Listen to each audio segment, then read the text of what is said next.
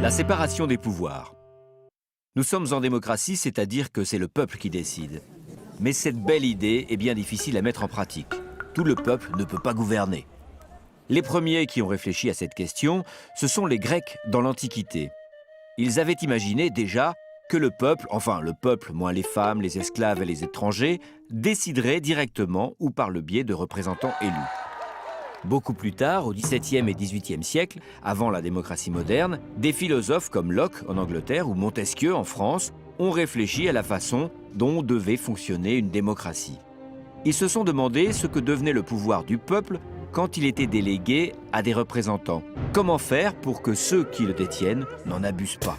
Ce qu'ils voulaient, c'était réfléchir à un système qui rende impossible le retour à la tyrannie. Pour cela, ils ont décomposé le pouvoir. Il n'y aurait plus un pouvoir, mais trois. Le pouvoir législatif, le pouvoir exécutif et le pouvoir judiciaire. Le pouvoir législatif est exercé par une assemblée qui élabore et vote les lois. Il légifère.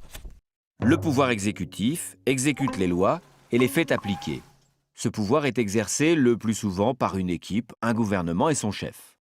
Le troisième pouvoir est le pouvoir judiciaire, chargé de trancher les litiges entre les citoyens sur la base des lois votées par le pouvoir législatif. Composé de juges, il doit aussi interpréter la loi et contrôler son application.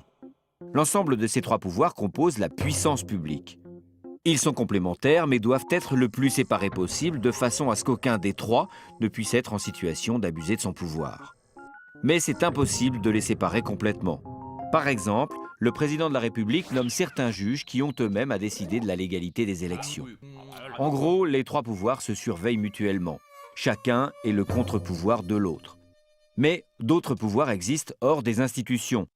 Le pouvoir économique, la mondialisation, parfois la religion, très puissante dans certains pays, et la presse que l'on appelle le quatrième pouvoir, avec aujourd'hui Internet qui redistribue les cartes en permettant à chacun de s'exprimer.